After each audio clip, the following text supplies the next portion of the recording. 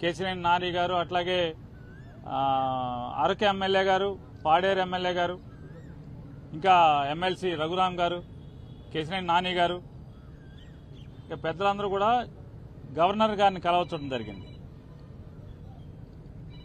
Counting అయిపోయిన తర్వాత, ఎన్నికల లెక్కింపు అయిన తర్వాత ఈ ఆంధ్రప్రదేశ్ రాష్ట్రంలో జరుగుతున్నటువంటి బీహార్ తరహా కిరాతకాలు, బీహార్ తరహా హింసా రాజకీయాలు ఇవన్నీ కూడా గవర్నర్ గారి దృష్టికి తీసుకెళ్తామైంది. ఎన్నికలు ఒక పక్క జరుగుతుంటే, ఎన్నికలు సంపూర్ణంగా పూర్తవకుండానే మధ్యాహ్నం నుంచి తెలుగుదేశం పార్టీ గూండాలు ఏ రకంగా ఇళ్లపై దాడులు చేయటం, ఇళ్లు తగలబెడతాం, ఇంట్లో ఫర్నిచర్ ధ్వంసం చేయటం, మనుషుల్ని కిరాతకంగా కొడతాం, ఇళ్లలోకి వెళ్లి ఆడవాళ్ళని హింసించటం, కార్లు ధ్వంసం చేయటం, కార్లు తగలబెడతాం, ఆస్తులు నాశనం చేయటం, భయభ్రాంతులకు గురి చేయటం. అంటే తెలుగుదేశం పార్టీ అధికారంలోకి వస్తే ఎర్ర పుస్తకంలో ఏం రాసుకున్నారా అంటే, మేము హింస కోసమే, ఈ కక్ష తీర్చుకోవడం కోసమే, మాకు వ్యతిరేకంగా వైఎస్ఆర్ కాంగ్రెస్ పార్టీ ఎవరు జెండా పట్టుకుంటే వాళ్ళనల్లా కిరాతకంగా హింసిస్తాం, వాళ్ళ ఆస్తులు ధ్వంసం చేస్తామనేటువంటి దానికోసమే అధికారంలోకి వచ్చినట్టుగా ఇవాళ వాళ్ళు ప్రవర్తిస్తున్నారు. ఇవన్నీ గవర్నర్ గారికి చెప్పినప్పుడు ఆయన ఆశ్చర్యపోయారు. ఏంటి ఇంత కిరాతకంగా జరుగుతుంటే పోలీసు పట్టించుకోవట్లేదా అని చెప్పినారు. వాస్తవం సార్, ఇది ఒక్క ఎఫ్ఐఆర్ కూడా నమోదు కావట్లేదు. వెళ్ళి పోలీస్ కంప్లైంట్ ఇచ్చినా, ఫోటోలతో వీడియోలతో ఇచ్చినా కూడా ఆ వీడియోలన్నీ కూడా గవర్నర్ గారికి ఇవ్వడం జరిగింది. ఇంకా ఎక్కడెక్కడైతే జరుగుతున్నాయో అన్నీ చెప్పడం జరిగింది. ఆఖరికి ఈరోజు మీతో మాట్లాడటానికి వచ్చే ముందు కూడా నూజివీడులో ఒక కౌన్సిలర్ని నడి బజారులో పట్టపగలు స్టాబింగ్ చేయడం జరిగింది. కత్తులతో వెంటపడి పొడవటం జరిగింది.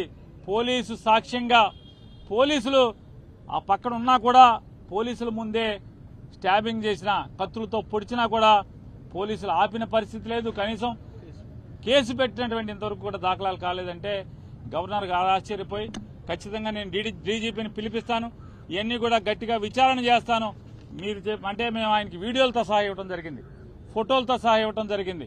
అవన్నీ కూడా ఆశ్చర్యపోయి అన్నీ కూడా మేము ఫోన్లో కూడా కొన్ని చూపించాం, వీడియోలు ఎలా ఉన్నాయో. ఇంకా మా దగ్గర చాలా వీడియోలు ఉన్నాయండి అని చెప్తే అవన్నీ కూడా మా సెక్రటరీ గారికి పంపించండి, నేను చూస్తాను, వెంటనే యాక్షన్ తీసుకుంటాను. పోలీసుని గెలిపోవటంలు అనేవి సహజంగా ఉంటాయి, కానీ ఈ రకంగా కిరాతకం, ఈ రకంగా హింసా ప్రవృత్తి, ఈ రకంగా విధ్వంస ధోరణి అనేది చేస్తే ఇంకా ప్రభుత్వం ఎలా ఉన్నట్టా లేనట్టా, ఇది డెమోక్రసీ కదా అని చెప్పి ఆయన చెప్పడం జరిగింది. ఆయన కూడా సోదాహరణంగా వివరించాం. ఇంకా ఎక్కడెక్కడ సంఘటనలు జరుగుతున్నాయో, ఎక్కడెక్కడ అన్ని వీడియోల్ని, ఫోటోల్ని అన్ని ప్రతిదీ కూడా ఆయనకి పంపిస్తామని చెప్పాం. ఖచ్చితంగా పంపించండి, నేను యాక్షన్ తీసుకుంటాను, కంట్రోల్ చేస్తానని చెప్పని చెప్పారు. అలాగే ఆంధ్ర రాష్ట్ర ప్రజలకు కూడా తెలియజేస్తున్నాం, గవర్నర్ గారికి ఏది చెప్పామో మీకు కూడా అదే చేస్తున్నాం. ఇవాళ అంటే 4వ తారీఖు మధ్యాహ్నం నుంచి ఏ రకంగా తెలుగుదేశం పార్టీ హింస ప్రవృత్తితో చెలరేగిపోతుందో, హింసను ఏ రకంగా ఈ ఆంధ్ర రాష్ట్రం మీద ప్రజ్వలింపజేస్తున్నారో, అంటే వాళ్ళు గెలిచింది ఈ రకంగా ధ్వంసకాండ కోసమా, ఈ రకంగా హింసాకాండ కోసమా ఇవాళ ప్రజలు ఓటేసిందా చంద్రబాబు నాయుడు గారికి, కూటమికి అని చెప్పని మేము మీ ద్వారా, ప్రజల ద్వారా ఇవాళ తెలుగుదేశం పార్టీని, కూటమి నాయకుల్ని హెచ్చరిస్తున్నాం. ఈ రకంగా మీరు ప్రోత్సహిస్తే ఈ సంస్కృతిని, బీహార్ సంస్కృతిని ఆంధ్ర రాష్ట్రంలో కనుక మీరు బీజం నాటితే ఎల్లకాలం మీరేం ఉండరు కదా. అంటే ఈ రాష్ట్రానికి కొత్తగా ఏం సంస్కృతి తీసుకొస్తున్నారు మీరు అంటే అందుకోసమే జగన్మోహన్ రెడ్డి గారు కూడా ఈ ఎక్కడెక్కడైతే రాష్ట్ర వ్యాప్తంగా 26 జిల్లాల్లో హింస ప్రజ్వలిల్లుతుందో, ఈ భీకరంగా ఈ దాడులు చేస్తున్నారో, ఈ దాడుల్ని ధ్వంసకాండ రచిస్తున్నారో, వీటన్నిటిని కూడా గట్టిగా నిలువరింపజేయడం కోసం, వైఎస్ఆర్ కాంగ్రెస్ పార్టీ కార్యకర్తల మీద ఎక్కడైతే దాడులు జరుగుతున్నాయో వాళ్ళందరినీ కూడా రక్షించడం కోసం పోలీసులు ఎలాగో ప్రేక్షక పాత్ర పోషిస్తున్నారు. పైన చంద్రబాబు నాయుడు, కూటమి నాయకుల యొక్క ఒత్తిడి మేరకు పోలీసులు ఏ రకంగా నిర్వీర్యంగా చూస్తూ ఊరుకుంటున్నారో, తోలుబొమ్మల్లాగా చూస్తూ ఊరుకున్నారో, వీటన్నిటిని కూడా మేము కూడా మా కార్యకర్తలను కాపాడుకోవడం కోసం 26 జిల్లాల్లో మాజీ మంత్రులతో, ఎమ్మెల్యేలతో, ఎమ్మెల్సీలతో వీళ్ళందరితో కూడా 26 జిల్లాల్లో కమిటీలు ఏర్పాటు చేయడం జరుగుతుంది. ఈ కమిటీలందరూ కూడా ఎక్కడెక్కడ తెలుగుదేశం ఈ కూటమి నాయకులందరూ కూడా ధ్వంసరచన చేసి ధ్వంసం చేస్తున్నారో, హింసాకాండ చేస్తున్నారో అక్కడ వైఎస్ఆర్ కాంగ్రెస్ పార్టీని వెళ్ళటం, వాళ్ళని పరామర్శించడం, అక్కడ వీడియోలు ఫోటోలు మొత్తం తీసుకుని అక్కడ ఉన్న ఎస్పీని కలవటం, మీడియా ద్వారా ప్రపంచానికి తెలుగుదేశం పార్టీ కూటమి నాయకులందరూ కూడా ఎంత ధ్వంసం చేస్తున్నారో, హింస చేస్తున్నారో, మారణకాండ చేస్తున్నారో అదంతా కూడా ప్రపంచానికి చెప్పే కార్యక్రమాన్ని, మా కార్యకర్తల్ని కాపాడుకునేదానికి, మా కార్యకర్తలకు అండగా ఉండేదానికి ఈరోజు జగన్మోహన్ రెడ్డి గారు కమిటీలు వేశారు.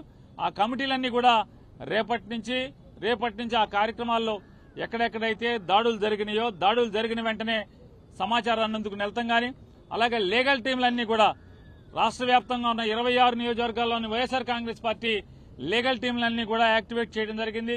వాళ్ళు కూడా ఎవరైతే రాజకీయ పార్టీ నాయకులతో పాటు వాళ్ళు కూడా వెళ్తాం, కేసులు ఎక్కడెక్కడైతే కడతలేదో కేసులు చేసేదానికి కూడా ఎస్పీలని కలవటం, అలాగే ఆ వివరాలన్నీ కూడా మళ్లీ గవర్నర్ గారికి తీసుకొచ్చి ఇచ్చేదానికి కూడా ఇవాళ మేము నిర్ణయం తీసుకోవడం జరిగింది. ఇవాళ మరొకసారి కూటమి నాయకుడైన చంద్రబాబు నాయుడు గారిని కూడా గట్టిగా మేము హెచ్చరిస్తున్నాం. ఈ బీహార్ సంస్కృతిని లేదా ఈ వేటాడే అధికారాన్ని అడ్డం పెట్టుకుని ఈ వేటాడేటువంటి, ధ్వంసం చేసేటువంటి, ఆస్తులు తగలబెట్టేటువంటి లేదా మనుషుల్ని ప్రాణహాని చేసేటువంటి, నరికేటువంటి, కత్తులతో దాడులు చేసేటువంటి సంస్కృతిని ప్రారంభిస్తే ఖచ్చితంగా దీని పర్యవసానాలు అనుభవించాల్సి వస్తుంది భవిష్యత్తులో అని కూడా చంద్రబాబు నాయుడు గారికి హెచ్చరిక చేస్తూ ఇది మానుకోమని చెప్పని, కట్టిపెట్టమని చెప్పని, అలాగే వారిని గట్టిగా డిమాండ్ చేస్తూ పోలీసును కూడా, అధికారులను కూడా మేము డిమాండ్ చేస్తున్నాం.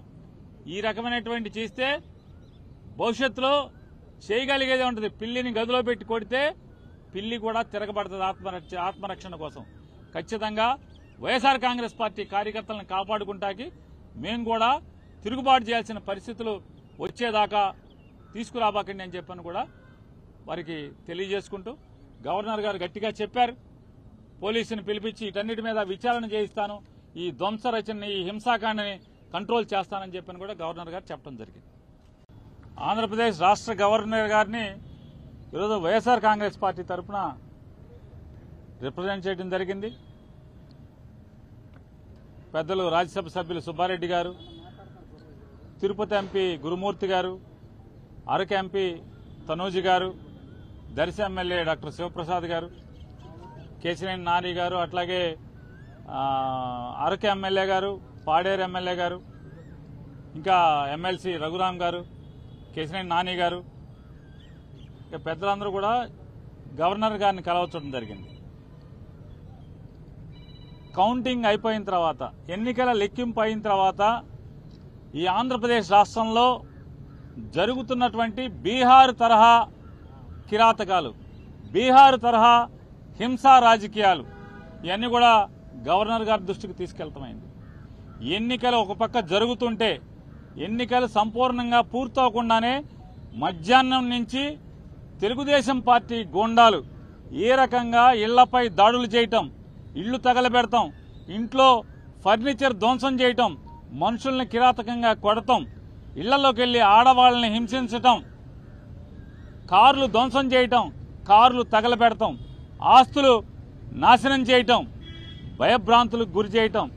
అంటే తెలుగుదేశం పార్టీ అధికారంలోకి వస్తే ఎర్ర పుస్తకంలో ఏం రాసుకున్నారా అంటే మేము హింస కోసమే, ఈ కక్ష తీర్చుకోవడం కోసమే, మాకు వ్యతిరేకంగా వైఎస్ఆర్ కాంగ్రెస్ పార్టీ ఎవరు జెండా పట్టుకుంటే వాళ్ళనల్లా కిరాతకంగా హింసిస్తాం, వాళ్ళ ఆస్తులు ధ్వంసం చేస్తామనేటువంటి దానికోసమే అధికారంలోకి వచ్చినట్టుగా ఇవాళ వాళ్ళు ప్రవర్తిస్తున్నారు.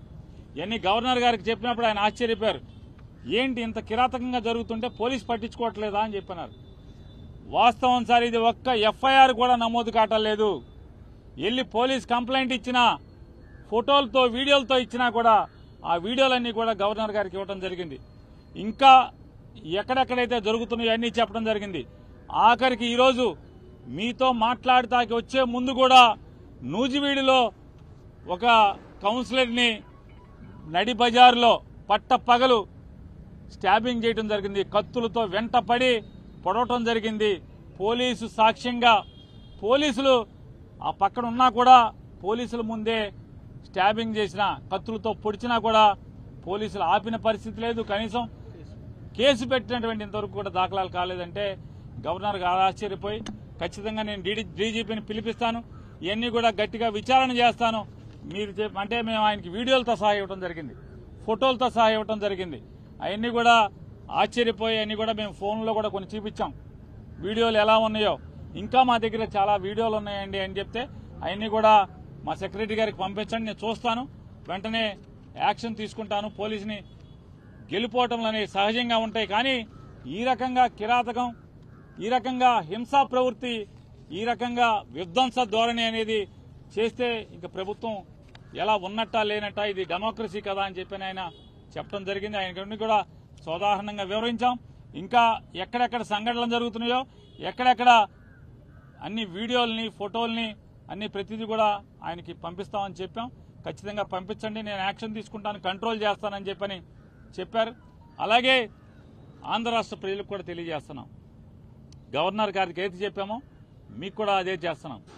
ఇవాళ అంటే 4వ తారీఖు మధ్యాహ్నం నుంచి ఏ రకంగా తెలుగుదేశం పార్టీ హింస ప్రవృత్తితో చెలరేగిపోతుందో, హింసను ఏ రకంగా ఈ ఆంధ్ర రాష్ట్రం మీద ప్రజ్వలింపజేస్తున్నారో, అంటే వాళ్ళు గెలిచింది ఈ రకంగా ధ్వంసకాండ కోసమా, ఈ రకంగా హింసాకాండ కోసమా ఇవాళ ప్రజలు ఓటేసిందా చంద్రబాబు నాయుడు గారికి, కూటమికి అని చెప్పని మేము మీ ద్వారా, ప్రజల ద్వారా ఇవాళ తెలుగుదేశం పార్టీని, కూటమి నాయకుల్ని హెచ్చరిస్తున్నాం.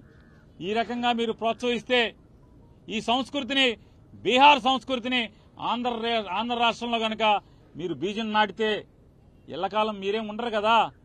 అంటే ఈ రాష్ట్రానికి కొత్తగా ఏం సంస్కృతి తీసుకొస్తున్నారు మీరు అంటే ఇది అందుకోసమే జగన్మోహన్ రెడ్డి గారు కూడా ఈ ఎక్కడెక్కడైతే రాష్ట్ర వ్యాప్తంగా 26 జిల్లాల్లో హింస ప్రజ్వరిల్లుతుందో, ఈ భీకరంగా ఈ దాడులు చేస్తున్నారో, ఈ దాడుల్ని ధ్వంసకాండ రచిస్తున్నారో, వీటన్నిటిని కూడా గట్టిగా నిలువరింపజేయడం కోసం వైఎస్ఆర్ కాంగ్రెస్ పార్టీ కార్యకర్తల మీద ఎక్కడైతే దాడులు జరుగుతున్నాయో వాళ్ళందరినీ కూడా రక్షించడం కోసం పోలీసులు ఎలాగో ప్రేక్షక పాత్ర పోషిస్తున్నారు. పైన చంద్రబాబు నాయుడు, కూటమి నాయకుల యొక్క ఒత్తిడి మేరకు పోలీసులు ఏ రకంగా నిర్వీర్యంగా చూస్తూ ఊరుకుంటున్నారో, తోలుబొమ్మల్లాగా చూస్తూ ఊరుకున్నారో, వీటన్నిటిని కూడా మేము కూడా మా కార్యకర్తలను కాపాడుకోవడం కోసం 26 జిల్లాల్లో మాజీ మంత్రులతో, ఎమ్మెల్యేలతో, ఎమ్మెల్సీలతో వీళ్ళందరితో కూడా 26 జిల్లాల్లో కమిటీలు ఏర్పాటు చేయడం జరుగుతుంది. ఈ కమిటీలందరూ కూడా ఎక్కడెక్కడ తెలుగుదేశం ఈ కూటమి నాయకులందరూ కూడా ధ్వంసరచన చేసి ధ్వంసం చేస్తున్నారో, హింసాకాండ చేస్తున్నారో అక్కడ వైఎస్ఆర్ కాంగ్రెస్ పార్టీని వెళ్ళటం, వాళ్ళని పరామర్శించడం, అక్కడ వీడియోలు, ఫోటోలు మొత్తం తీసుకుని అక్కడ ఉన్న ఎస్పీని కలవటం, మీడియా ద్వారా ప్రపంచానికి తెలుగుదేశం పార్టీ కూటమి నాయకులందరూ కూడా ఎంత ధ్వంసం చేస్తున్నారో, హింస చేస్తున్నారో, మారణకాండ చేస్తున్నారో అదంతా కూడా ప్రపంచానికి చెప్పే కార్యక్రమాన్ని, మా కార్యకర్తల్ని కాపాడుకునేదానికి, మా కార్యకర్తలకు అండగా ఉండేదానికి ఈరోజు జగన్మోహన్ రెడ్డి గారు కమిటీలు వేశారు. ఆ కమిటీలన్నీ కూడా రేపటి నుంచి ఆ కార్యక్రమాల్లో ఎక్కడెక్కడైతే దాడులు జరిగినాయో, దాడులు జరిగిన వెంటనే సమాచారాన్ని అందుకు వెళ్తాం. కానీ అలాగే లీగల్ టీంలన్నీ కూడా రాష్ట్ర వ్యాప్తంగా ఉన్న 26 నియోజకవర్గాల్లోని వైఎస్ఆర్ కాంగ్రెస్ పార్టీ లీగల్ టీంలన్నీ కూడా యాక్టివేట్ చేయడం జరిగింది. వాళ్ళు కూడా ఎవరైతే రాజకీయ పార్టీ నాయకులతో పాటు వాళ్ళు కూడా వెళ్తాం, కేసులు ఎక్కడెక్కడైతే కడతలేదో కేసులు చేసేదానికి కూడా ఎస్పీలని కలవటం, అలాగే ఆ వివరాలన్నీ కూడా మళ్లీ గవర్నర్ గారికి తీసుకొచ్చి ఇచ్చేదానికి కూడా ఇవాళ మేము నిర్ణయం తీసుకోవడం జరిగింది. ఇవాళ మరొకసారి కూటమి నాయకుడైన చంద్రబాబు నాయుడు గారిని కూడా గట్టిగా మేము హెచ్చరిస్తున్నాం. ఈ బీహార్ సంస్కృతిని లేదా ఈ వేటాడే అధికారాన్ని అడ్డం పెట్టుకుని ఈ వేటాడేటువంటి, ధ్వంసం చేసేటువంటి, ఆస్తులు తగలబెట్టేటువంటి లేదా మనుషుల్ని ప్రాణహాని చేసేటువంటి, నరికేటువంటి, కత్తులతో దాడులు చేసేటువంటి సంస్కృతిని ప్రారంభిస్తే ఖచ్చితంగా దీని పర్యవసానాలు అనుభవించాల్సి వస్తుంది భవిష్యత్తులో అని కూడా చంద్రబాబు నాయుడు గారికి హెచ్చరిక చేస్తూ ఇది మానుకోమని చెప్పని, కట్టిపెట్టమని చెప్పని, అలాగే వారిని గట్టిగా డిమాండ్ చేస్తూ పోలీసును కూడా, అధికారులను కూడా మేము డిమాండ్ చేస్తున్నాం. ఈ రకమైనటువంటి చేస్తే భవిష్యత్తులో చేయగలిగేదే ఉంటుంది. పిల్లిని గదిలో పెట్టి కొడితే పిల్లి కూడా తిరగబడుతుంది ఆత్మరక్షణ కోసం. ఖచ్చితంగా వైఎస్ఆర్ కాంగ్రెస్ పార్టీ కార్యకర్తలను కాపాడుకుంటాకి మేము కూడా తిరుగుబాటు చేయాల్సిన పరిస్థితులు వచ్చేదాకా తీసుకురాబాకండి అని చెప్పని కూడా వారికి తెలియజేసుకుంటూ గవర్నర్ గారు గట్టిగా చెప్పారు. పోలీసుని పిలిపించి వీటన్నిటి మీద విచారణ చేయిస్తాను, ఈ ధ్వంస రచనని, ఈ హింసాకాండని కంట్రోల్ చేస్తానని చెప్పని కూడా గవర్నర్ గారు చెప్పడం జరిగింది.